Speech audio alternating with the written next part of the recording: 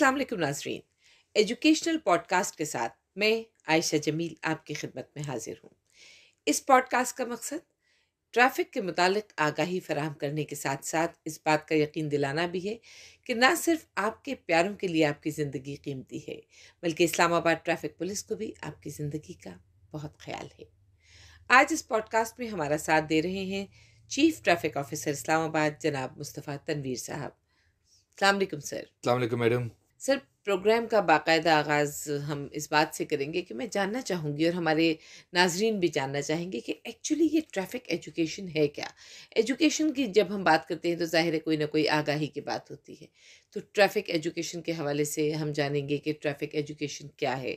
और ये किस कदर मावन साबित हो सकती है एनफोर्समेंट में या एक्सीडेंट्स को कम करने में? Madam thank you.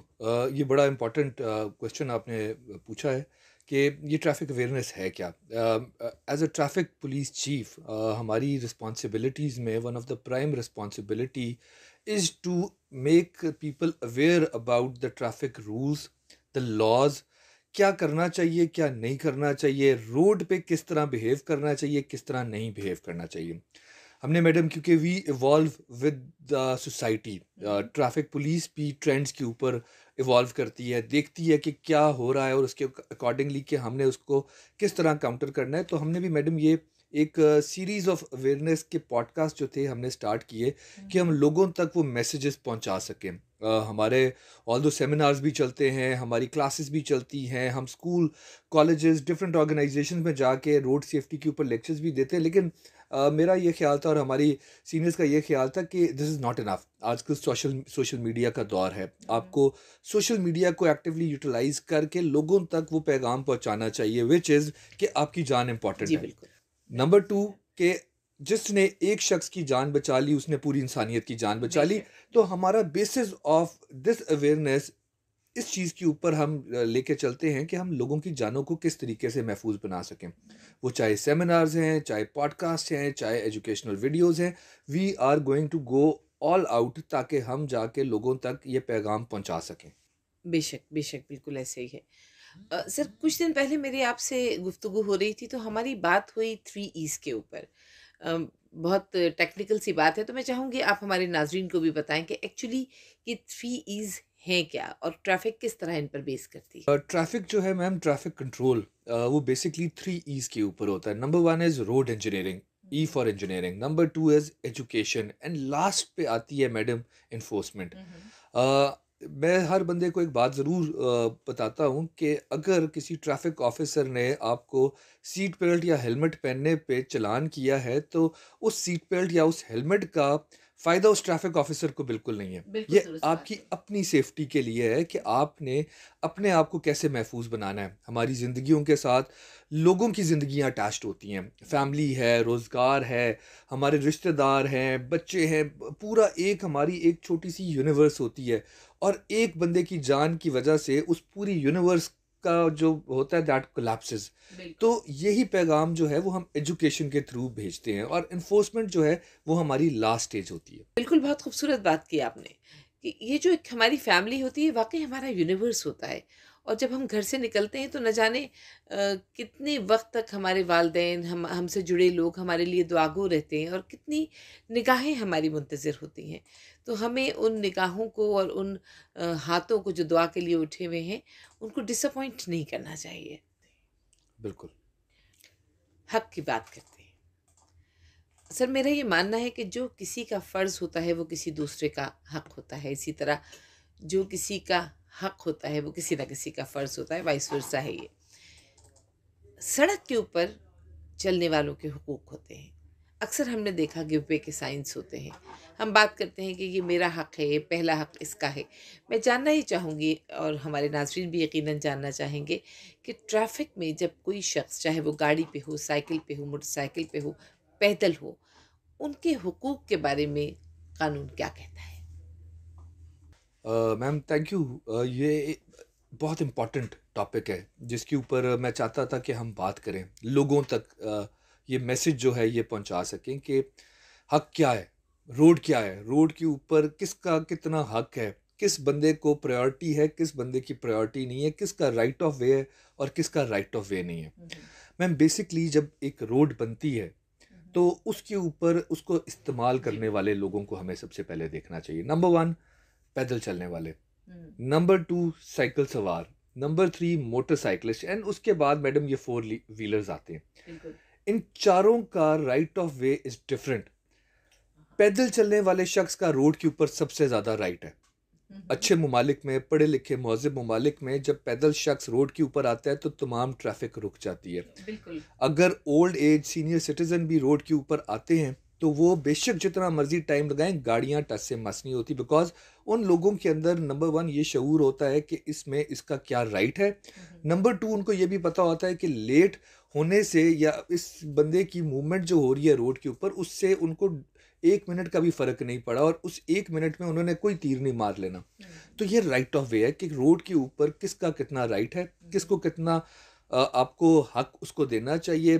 टर्निंग के वक्त किसका राइट है, मोटरसाइकिलिस्ट का रोड के ऊपर क्या रोल है, साइकिलिस्ट का क्या रोल है, उसको आपने कितनी कितनी प्रोटेक्शन देनी है और किस तरीके से चीज़ों को आगे लेके जाना है। बिल्कुल ठीक है सर। आपने कहा कि जो पैदल चलने वाला होता है वो सबसे ज़्यादा रिस्क पर होता है। यहाँ पर भी हम ये बात करेंगे कि पैदल चलने वाले के कुछ हुकूक हैं, इसी तरह उसके कुछ फ़राइज़ भी हैं। तो हम क्या बताएंगे अपने नाज़रीन को कि जो पैदल चलने वाला है उसको सड़क कहाँ से क्रॉस करनी है, और जिस वक्त वो सड़क क्रॉस कर रहा है और अगर मुख्तस करदा जगह से क्रॉस कर रहा है तो जो गाड़ी सड़क पर मौजूद है उसे क्या करना चाहिए? पैदल चलने वाला शख्स है, ना वो सीट बेल्ट बांध सकता है, ना वो हेलमेट बांध सकता है, ना उसके इर्द गिर्द कोई गाड़ी वाली प्रोटेक्शन है, ना कोई और प्रोटेक्शन है, तो he is the most vulnerable person on the road. हमें उसका सबसे ज़्यादा ख्याल रखना चाहिए। आप देखें रोड्स के ऊपर ज़ीब्रा क्रॉसिंग डिज़ाइन इस तरह की जाती हैं कि मेन इंटरसेक्शन से दूर उनको डिज़ाइन किया जाता है ताकि उन पैदल चलने वालों के लिए एक रास्ता हो कि वो रोड को क्रॉस कर सकें। अनफॉर्चुनेट फॉर अस कि लोगों में वो तहजीब वो ख़त्म हो गई कि ज़ीब्रा क्रॉसिंग के ऊपर जाके गाड़ी पार्क करना शुरू कर दी। स्टॉप लाइन का कॉन्सेप्ट है लेकिन उसको फॉलो करना छोड़ दिया। मोटरसाइकिलिस्ट ने कोशिश कर करके उस ज़ीब्रा क्रॉसिंग पे कर दी, जिसका नुकसान ये होता है कि जो पैदल चलने वाला शख्स है he is pushed more towards the intersection, और इंटरसेक्शन पे गाड़ियों की मूवमेंट ज़्यादा है जहाँ से उनके ऊपर ख़तरा ज़्यादा है एक्सीडेंट का। सो लोगों को मैडम हमने ये आगाही दी, रोड के ऊपर जाके हमने इन्फोर्समेंट कर करके इस्लामाबाद में ये कोशिश की कि ये ज़ीब्रा क्रॉसिंग के ऊपर पैदल चलने वालों को एक तो इनकरेज किया जाए और मोटरसाइकिलिस्ट और गाड़ी सवार को हम ये बाबर करा दें कि इस चीज़ से, इस लाइन से आगे वो ज़ीब्रा क्रॉसिंग पे लाके गाड़ी नहीं खड़ी कर सकते। यहाँ हम पैदल चलने वालों को तंबीह कर रहे हैं कि वो उसी वक्त रोड क्रॉस करें जबकि सिग्नल बंद हो और हमेशा ज़ेब्रा क्रॉसिंग से क्रॉस करें। और गाड़ियों वालों को हम ये कह रहे हैं कि वो अपनी गाड़ी स्टॉप लाइन से पहले ही पार्क करें। तो क्या हमारे पास कानून में कुछ ऐसा है कि हम कुछ इन्फोर्समेंट कर सकते हैं या हम उनको चालान दे सकते हैं अगर वो गाड़ी ज़ेब्रा क्रॉसिंग तक लेकर आ जाते हैं? मैडम जिस तरह राइट ऑफ वे है, रोड जो है वो आपको बताती है कि किसका राइट है, उसके ऊपर लेन मार्किंग्स होती हैं, ये सारा बताते हैं कि आपने कहाँ रुकना है, कहाँ टर्न करना है। जब पैदल चलने वाले के लिए एक रास्ता बना हुआ है उसको कोई शख्स रोक नहीं सकता एक ड्यू टाइम के अंदर। अगर आपका ग्रीन सिग्नल है तो आप क्रॉस कर सकते हो, उस वक्त पैदल बंदा नहीं उसको क्रॉस कर सकता। लेकिन अगर रेड सिग्नल है तो उस ज़ीब्रा क्रॉसिंग को आप किसी शख्स का रास्ता नहीं रोक सकते। इसके ऊपर मैडम चलान आपका होता है और हमारे अब तो we are eventually switching to digital चलानिंग, ई चलानिंग। हम कोशिश यही करेंगे कि उन गाड़ियों को भी चलान करें जो आके ज़ीब्रा क्रॉसिंग के ऊपर पैदल चलने वालों का राइट जो है उसको इंक्रोच कर जाते हैं। सर ये जो हम ज़ेब्रा क्रॉसिंग की बात कर रहे हैं, स्टॉप लाइन की बात कर रहे हैं, ये वो लाइन्स हैं जो सड़क पे हमें दिखाई देती हैं। इस तरह और मुख्तलिफ़ किस्म की लाइन्स हमें सड़क पर दिखाई देती हैं, हमें साइन बोर्ड्स दिखाई देते हैं, और अगर हमें इनके बारे में पता हो तो सड़क हमसे कम्युनिकेट करती है, वो हमें बताती है कि ये करो और ये ना करो। तो हमें सड़क की बात सुननी भी चाहिए और उस पर अमल भी बहुत ज़रूरी है। हम लाइन्स की बात कर रहे हैं सर, मैं आपसे जानना चाहूँगी कि कितनी किस्म की लाइन्स होती हैं और कहाँ-कहाँ पर कौन-कौन सी लाइन्स होती हैं? यानी हम ये ज़रूर जानना चाहेंगे कि सड़क की अक़साम क्या-क्या हैं और हर सड़क पर जो लाइन्स हैं वो किस तरह डिफ़रेंशिएट होती हैं? मैम बिफोर लेन लाइन मैं, क्योंकि सुनने वालों को कुछ लोगों को पता होता है, कुछ को नहीं पता होता, लेकिन मैं रिपीट में बिलीव करता जी हूँ कि अगर प्लीज। किसी को नहीं भी पता तो उनको एक चीज़ का पता होना चाहिए। इस्लामाबाद में 4 किस्म की शाराएँ मौजूद हैं। Number 1 is a street. Street वो रोड है जो आपके घर के सामने से गुज़रती है, बिल्कुल। जिसको बच्चे भी क्रॉस करते हैं, जिसको पैदल चलने वाले भी क्रॉस करते हैं, जिस पे लोग साइकिल भी चलाते हैं, लोग गाड़ियाँ भी पार्क करते हैं, तो that is called a street. Street जो है ये मर्ज करती है आके एक रोड के ऊपर। रोड्स डिफरेंट कैटेगरीज की होती हैं, उनकी स्पीड लिमिट डिफरेंट होती है, it is different than a street. Road के ऊपर डिफरेंट यूजेज है, उसके ऊपर आपको इंटरसेक्शंस नज़र आएंगे, उसके ऊपर आपको सिग्नल्स नज़र आएंगे, उसके ऊपर आपको ज़ीब्रा क्रॉसिंग नज़र आएगी, लेन मार्किंग्स टोटली उसके ऊपर डिफरेंट होती हैं। Roads merge into avenues. Avenues की स्पीड लिमिट फिर मुख्तलिफ होती है, और avenues they merge into highways. ये मैडम हमारा एक नोड रोड नेटवर्क है जिसके ऊपर डिफरेंट रूल्स हैं, डिफरेंट उसकी रेगुलेशंस हैं, डिफरेंट साइन बोर्ड्स हैं, डिफरेंट स्पीड लिमिट्स हैं। लोगों के राइट्स, गाड़ी चलाने वालों के और पैदल चलने वालों के डिफरेंट एरियाज में डिफरेंट। तो हम before we come to lane and line, we need to understand कि हम जिस चीज़ के ऊपर जा रहे हैं वो रोड है, स्ट्रीट है, एवेन्यू है या हाईवे है। बहुत इम्पोर्टेंट है। हर एक शाहराह के ऊपर एक मार्किंग मौजूद है, जिसको वाइट लाइन के तौर पे ऊपर आपको नजर आएगा कि या वो सॉलिड एक लाइन लगी हुई है या वो अनकट या कट सी लाइन है कि बीच में उसकी कंटिन्यूटी टूटी हुई है। ये दो डिफरेंट किस्म की लाइंस है और इन लाइंस के बीच वाले एरिया को लेन कहते हैं। लाइन जो है जहाँ पे सॉलिड कंटिन्यूस लाइन है वो आप क्रॉस नहीं कर सकते। अगर आप उस सॉलिड लाइन को क्रॉस करते हैं तो बेसिकली आपका चालान हो सकता है, because you are not allowed to violate the lanes, क्योंकि आप लेन वायलेशन की तरह जा रहे हैं। ये उसी तरह है जैसे एक पार्किंग लॉट के ऊपर लाइनें लगी हुई होती हैं और आपने उस लाइनों के बीच में गाड़ी खड़ी करनी होती है। ओवरटेक भी नहीं कर सकते आप उस ओवरटेक भी नहीं कर सकते, आप उसको क्रॉस ही नहीं कर सकते, और आप सिर्फ उस रोड के ऊपर उस लाइन के ऊपर क्रॉस कर सकते हैं जिसकी कंटिन्यूटी ब्रेक हुई हुई होती है। ठीक है। सबसे फ्रीक्वेंट सवाल मेरे पास ये आता है कि ये जो येलो मार्किंग है रोड के ऊपर, आप इसको साइड में नजर साइड के आती है। ऊपर आप इसको मोटरसाइकिलिस्ट लेन बना दें, या आप इसको साइकिलिस्ट लेन बना दें, या आप इसको पार्किंग एरिया बना दें, तो that is known as a shoulder. Hard shoulder. हर रोड के ऊपर एक शोल्डर होता है। मैं लोगों को ये बात बताता हूँ कि फॉर एग्जांपल एक गाड़ी ख़राब हो गई है और मैंने इस येलो लेन वाली जो जगह जो बताते हैं उसको मैंने पार्किंग बना दिया है, तो आप अपनी गाड़ी किधर खड़ी करेंगे? एम्बुलेंस जा रही है तो आप उसको रास्ता कैसे देंगे? ये जो शोल्डर ऑफ द रोड है, जो येलो लाइन के लेफ्ट की तरफ होता है, दैट इज मेंट कि इमरजेंसी में आपको अगर गाड़ी पार्क करनी पड़ जाए तो आप वहाँ पे पार्क कर सकते हैं। जी सर, हमने सिर हासिल गुफ्तगू की लाइंस के ऊपर हमने बताया कि कंटिन्यूस लाइंस जो हैं उसके कानून उसके बारे में क्या कहता है, ब्रेकिंग लाइन के बारे में कानून क्या कहता है, कहाँ पर हम ओवरटेक कर सकते हैं, कहाँ पर हम ओवरटेक नहीं कर सकते। ये तो बात थी सर लाइंस की। अब हम बात करते हैं दो लाइंस के दरमियानी हिस्से की, यानी दो लाइंस के दरमियानी हिस्सा उसको हम लेन कहते हैं। सर लोग अक्सर कंफ्यूज रहते हैं कि अगर 3 लेन रोड है तो कौन सी रोड जो है वो फास्ट लेन है, कौन सी रोड से हम ओवरटेक कर सकते हैं, कौन सी रोड से नहीं कर सकते। कुछ थोड़ा सा हमारे नाज़रीन को इस हवाले से बताइएगा। मैडम 3 लेन वाली जो रोड है, यूजली यहाँ पे हाईवेज के ऊपर या एवेन्यूज के ऊपर 3 लेन्स बनी हुई हैं, तो extreme right lane is the fast lane, that is used for overtaking. अगर आप स्लो जा रहे हैं या you have to make a turning, आप रोड पे देखेंगे कि कभी भी आपको राइट साइड पे टर्न नहीं मिलेगा, the turn is always going to be on your left hand. तो आप उस लेन को स्विच करके आप स्लोएस्ट लेन में आते हैं, which is the extreme left lane, ताकि आप वहाँ से एग्जिट के ऊपर जा सकें, आप टर्न लेके इंटरसेक्शन पे जा सकें। तो you have to decide between कि आपने फास्ट लेन में अगर आपने टर्निंग लेनी है तो आप फास्ट लेन से टर्न नहीं कर सकते, इट इज़ डेंजरस। कि आप स्पीड ब्रेक करते हैं, आपके पीछे गाड़ियां आ रही हैं और आप यू कॉज बेसिकली एक्सीडेंट्स अगर आप फ्रीक्वेंट लेन स्विच करते हैं। देखने में आता है, because we are watching through the safe city cameras के लेफ्ट से ओवरटेक करें, लेफ्ट से ओवरटेक नहीं कर सकते, full stop. You will be found overtaking from the left, आपके ऊपर वो कानूनी कार्रवाई होगी जो होनी चाहिए। अगर आपने ओवरटेक करना है तो राइट लेन से किया जाता है। सेंटर लेन में रहें, गाड़ी अगर आप चला रहे हैं तो you have to remain in the centre lane. और आप अपनी जो स्पीड लिमिट प्रिस्क्राइब्ड है उससे ज़्यादा आप तेज़ नहीं चला सकते। बिल्कुल ठीक। टर्निंग्स के लिए मैं दोबारा बता रहा हूँ कि you have to use the indicator to come on the left lane, और वहीं से आप अपने लूप के ऊपर या इंटरसेक्शन के ऊपर या जो भी लिंक रोड है उसके ऊपर आप जा सकते हैं।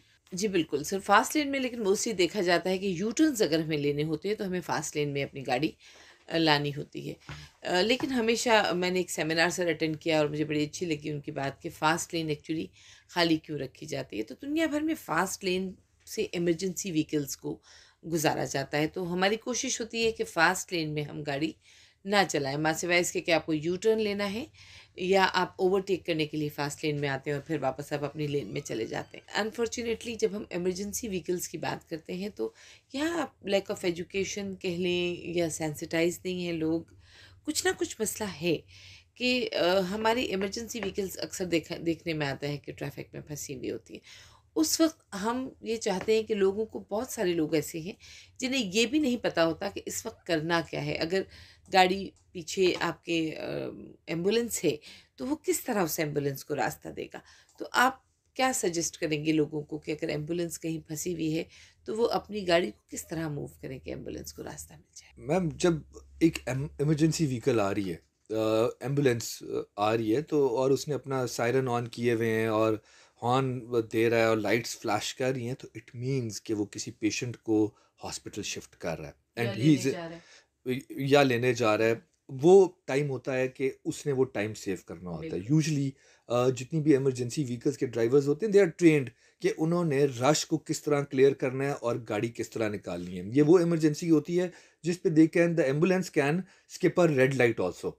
उस वक्त ट्रैफिक पुलिस जो अवेलेबल होती है वो तमाम इंटरसेक्शंस पे रश को रोक के उसको क्लियर कराती है, even the signal is red, क्योंकि वो इमरजेंसी व्हीकल है, एम्बुलेंस है। और ऑन द स्पॉट ऑफिसर जो है उसके पास ये अथॉरिटी है कि वो ये कर सकता है। राइट लेन खाली रखने का मकसद ये होता है कि आप वहाँ से एक इमरजेंसी में किसी गाड़ी को गुजरने दें या किसी बंदे को अगर ओवरटेक करना है तो वो राइट से करे। लेकिन जहाँ पे दो लेन्स हैं वहाँ पे भी इमरजेंसी व्हीकल्स को किस तरह रास्ता देना, दैट इज़ वेरी इंपॉर्टेंट। और अनफॉर्चुनेट फॉर अस कि हम कभी कभी भूल जाते हैं कि किस तरीके से हमने रास्ता देना है। हमारा मैसेज यही है कि जब भी आपको कोई एम्बुलेंस अगर आपको अपने पीछे आती हुई नज़र आए तो लेफ़्ट के ऊपर गाड़ी को कर लें और उसके लिए रास्ता क्लियर करें। आप जब अपनी गाड़ी लेफ़्ट पे करते हैं तो आपके देखा देखी बाकी गाड़ियां भी लेफ़्ट पे होना शुरू हो जाती हैं। किसी एक ने पहल करनी होती किसी एक ने पहल करनी होती है। हाँ, अमूमन ये होता है कि एम्बुलेंस को देख के गाड़ी आगे करना शुरू कर देते हैं। गाड़ी आगे करना is dangerous for you, because आपकी गाड़ी पे ना तो कोई सायरन लगा हुआ है, ना ही कोई लाइट्स लगी हुई हैं and you are coming in an intersection. बेहतर ये होता है कि अपनी गाड़ी को लेफ्ट करके रोक लें till till the time ambulance cross ना कर जाए। और जब आप ये पहल करते हैं कि अपनी गाड़ी को साइड पे करते हैं तो बाकी सारी ट्रैफिक फ्लो जो है फॉर द इमरजेंसी व्हीकल वो क्लियर हो जाता है। सर। ये तो बात हो गई लेन्स और लाइंस की। यहाँ पर जब हम सड़क के ऊपर खिंची लाइंस के बारे में बात कर रहे हैं सर, वहाँ एक बड़ी इंपॉर्टेंट चीज़ होती है जो कि जंक्शन के ऊपर, चौराहे के ऊपर, जिसे हम चौराहा कहते हैं, वहाँ हमें नज़र आते हैं एक बॉक्स बना हुआ जिसमें लाइंस खिंची होती हैं और ये येलो रंग का होता है जिसे उर्फ़ आम में जंक्शन बॉक्स कहते हैं। सर हमारे नाजरीन को आप बताएंगे कि एक्चुअली ये जंक्शन बॉक्स क्या है और कानून इस हवाले से क्या कहता है। मैम, जंक्शन बॉक्स जो है बेसिकली इंटरसेक्शन को डिफाइन करता है। जहाँ पे चार रोड्स आके इकट्ठी हो रही हैं तो it is marked by a junction box.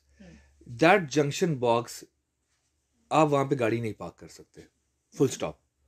It is a no parking zone. वो लाइंस, वो क्रॉसेस, वो येलो सब कुछ मार्किंग जो है वो सिर्फ आपको अवेयर करने के लिए है कि ये एक फोर साइडेड इंटरसेक्शन है। यहाँ राइट लेफ्ट हर तरफ से गाड़ी आ यहाँ सकती पे है। बेसिकली अगर आप पार्क कर देते हैं किसी जगह पे तो आप तीन या चार इतराफ की गाड़ियों के लिए हैजर्ड भी हैं, अपने लिए भी हैजर्ड हैं।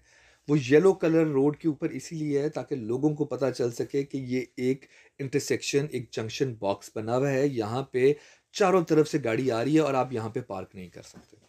सर बहुत शुक्रिया, आपने इतना कीमती वक्त हमें दिया और इंतहाई सेर हासिल गुफ्तगू रही। हमारे नाजरीन ने यकीनन आज आपसे बहुत कुछ सीखा होगा। सर ये जो एजुकेशनल पॉडकास्ट है ये वो कतरा है जो पत्थर पर कतरा कतरा गिरता रहेगा, तो एक वक्त ऐसा आएगा कि हम तमाम लोग सेंसिटाइज भी हो जाएंगे। ऐसा नहीं है कि हमें पता नहीं है। मैं अक्सर लेक्चर्स में ये बात करती हूँ कि कितने लोग ऐसे हैं जिन्हें आज मेरे लेक्चर से पता चला या आज पहली बार पता चला कि सीट बेल्ट बांधनी चाहिए या मोबाइल फ़ोन का इस्तेमाल नहीं करना चाहिए या हेलमेट किस कदर इम्पॉर्टेंट है। ये वो चीज़ें हैं जो लोगों को पता होती हैं, हम बस सेंसिटाइज नहीं होते।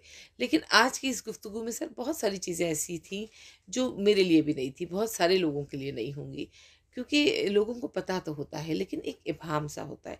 तो आज आपने बहुत क्लियर करके लोगों को बताया कि लाइन्स क्या हैं, लेन्स क्या हैं और किसका हक पहले है। तो ये बड़ी इम्पोर्टेंट बात थी सर, बहुत-बहुत शुक्रिया आपके आज हाज़िरी का। और हम आपको एक बार फिर तकलीफ़ देंगे, बल्कि शायद बार-बार तकलीफ़ देंगे इस एजुकेशनल पॉडकास्ट में, और आप आएँगे और हमारे नाज़रीन आपसे यकीनन मुस्तफ़ीद होंगे। नाज़रीन, एजुकेशनल पॉडकास्ट के साथ मैं आयशा जमील और हमारा साथ दे रहे थे मुस्तफ़ा तनवीर साहब। मुझे इजाज़त दीजिए। अपना और अपने प्यारों का बहुत ख़्याल रखिएगा।